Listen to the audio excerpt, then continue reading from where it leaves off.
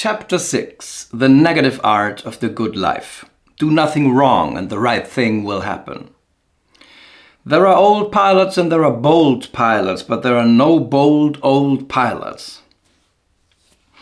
As an amateur pilot myself, I'm often put in mind of this saying. I quite like the idea of being an old pilot someday.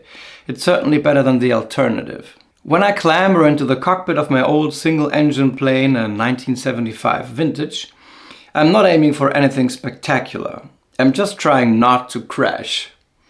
The potential causes of a crash are well established. Flying in bad weather, flying without a checklist, flying when you're too tired, flying without proper fuel reserves. Investing in the stock market might not put your survival at risk, but there's plenty of money at stake.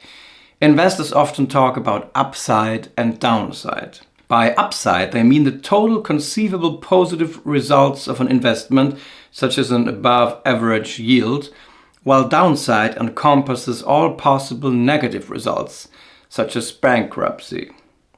These terms can also be applied to flying. Before and during a flight, I focus almost exclusively on the potential downside and how to avoid it. The upside, on the other hand, gets very little of my attention. The majesty of the snowy Alps, the gorgeous cloud formations, the way my sandwich tastes at this dizzying height, all that will come. As long as I keep the downside at bay, the upside will take care of itself. Investor Charles Ellis recommends the same approach for amateur tennis players. Unlike pros who can place virtually every shot wherever they choose, amateurs make endless mistakes. They smash the ball into the net. They aim too long, too high at the wrong area of the court. Professional tennis is an entirely different game from the amateur variety. Pros win points, amateurs lose points. This means that if you're playing against an amateur, your best option is to focus on not making any mistakes. Play conservatively and keep the ball in play as long as possible. Unless your opponent is deliberately playing equally conservatively, he or she will make more mistakes than you do. In amateur tennis, matches aren't won, they are lost. Concentrating on the downside instead of the upside is a valuable intellectual tool. Greek, Roman, and medieval thinkers even had a name for this approach. Negative theology, the negative path, the way of renunciation, of omission, of reduction. The basic idea is that you can't say what God is, you can only say what God isn't.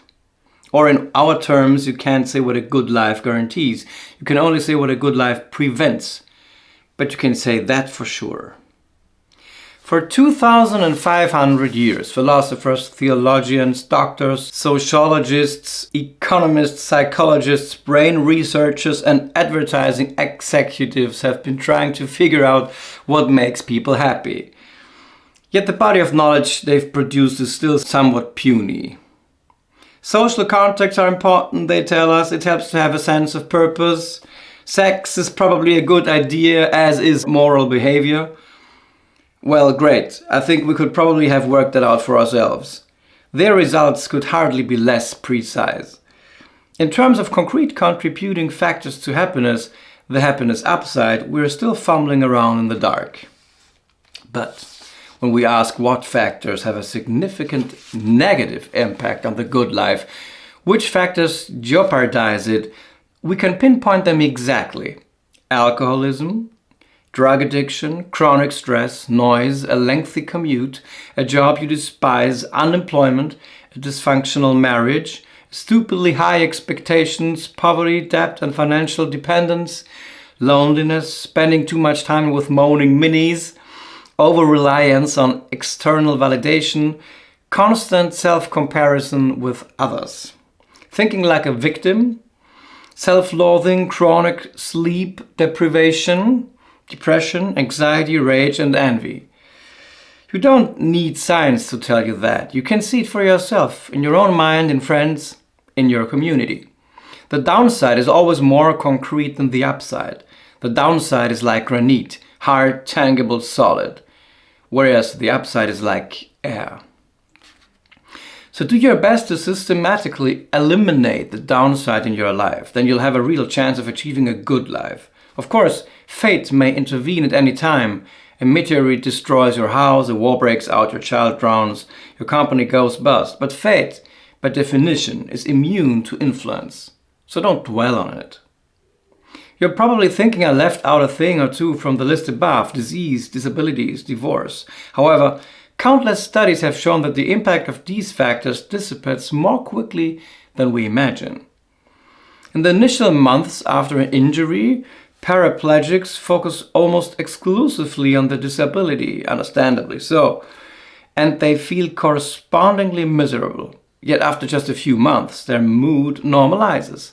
Ordinary, everyday issues return to the forefront of their minds while their physical injuries fade into the background.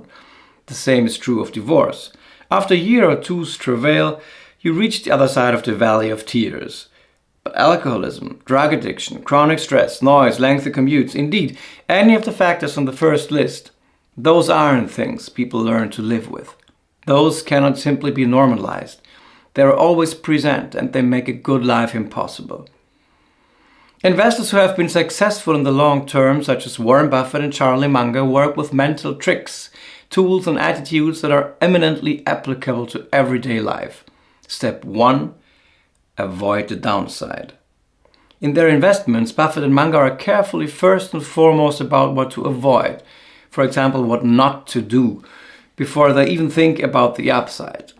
Buffett observes, "Charlie and I have not learned how to solve difficult business problems, but what we have learned is to avoid them.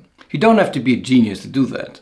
Charlie Munger has commented, "It is remarkable how much long-term advantage people like us have gotten by trying to be consistently not stupid instead of trying to be very intelligent." So what should we take away from all this? That a big part of the good life is about steering clear of stupidity, foolishness and trends instead of striving for ultimate bliss. It's not what you add that enriches your life, it's what you omit. Or as Munger once quipped, revealing that he's not lacking intelligence in the humor department either, "All I want to know is where I'm going to die, so I'll never go there."